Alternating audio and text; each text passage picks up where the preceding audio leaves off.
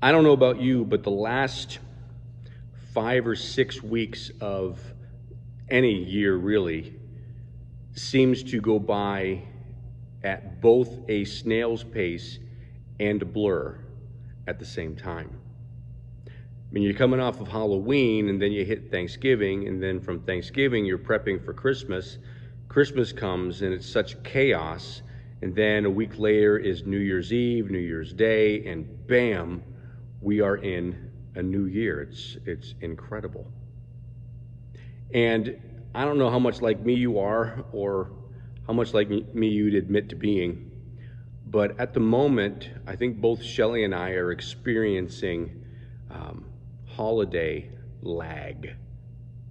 It's kind of a holiday letdown, where you've got so much excitement built up.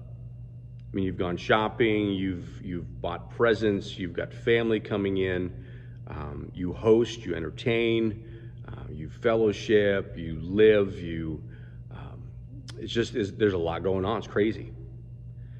And then all of a sudden, in a blink, it's over. Everybody's gone home. All the presents have been opened and all the wrapping paper and boxes have been chucked.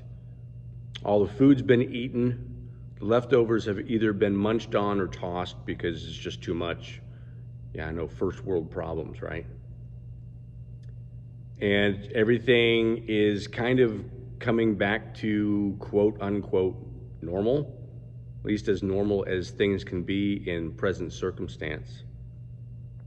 And people are back to trying to rediscover their schedule, rediscover a routine. I know the kids are going through withdrawal because all the people who were entertaining them for the last couple of weeks are gone. And now they're stuck with mom and dad. And apparently we're not the greatest entertainers in the world. At least I'm not really built to be a monkey.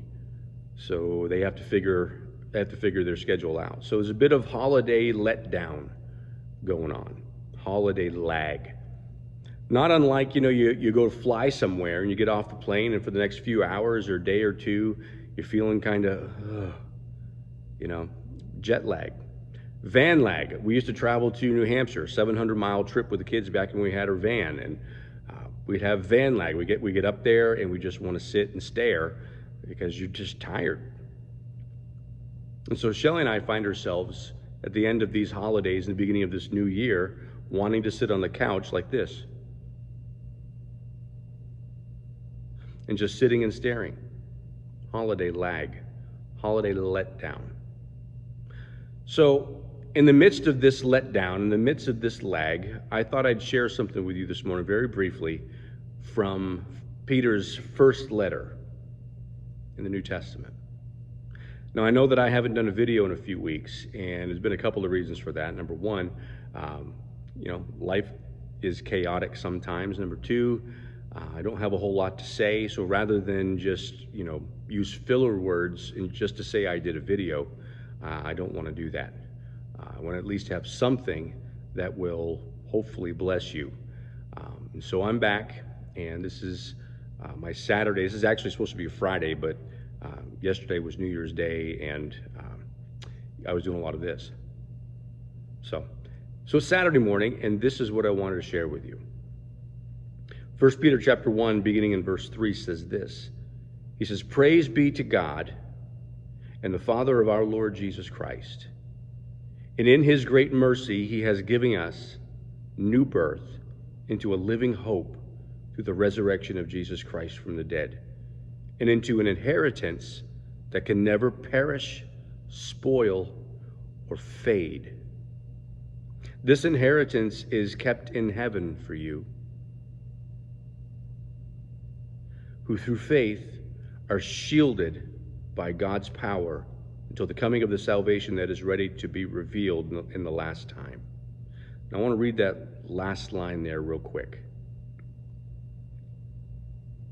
This inheritance is kept in heaven for you, who through faith are shielded by God's power. And that's where we are right now. We talk a little bit about van lag and jet lag and holiday lag. And I think we're very much in the midst of this COVID-19 lag.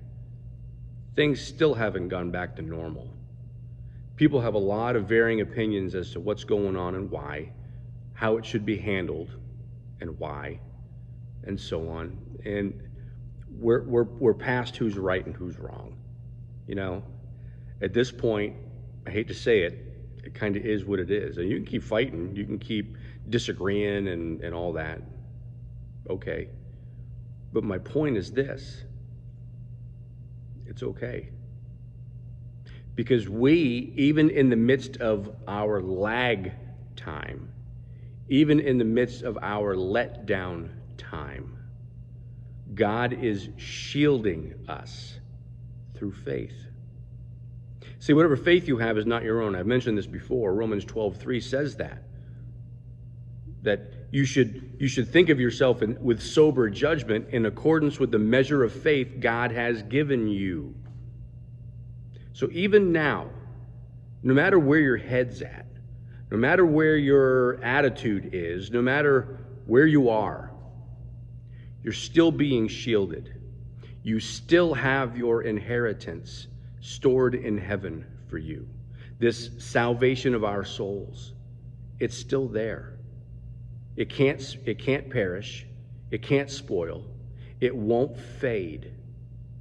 And what's hard about that is there's not really any kind of frame of reference down here on this earth that mirrors that. Everything perishes.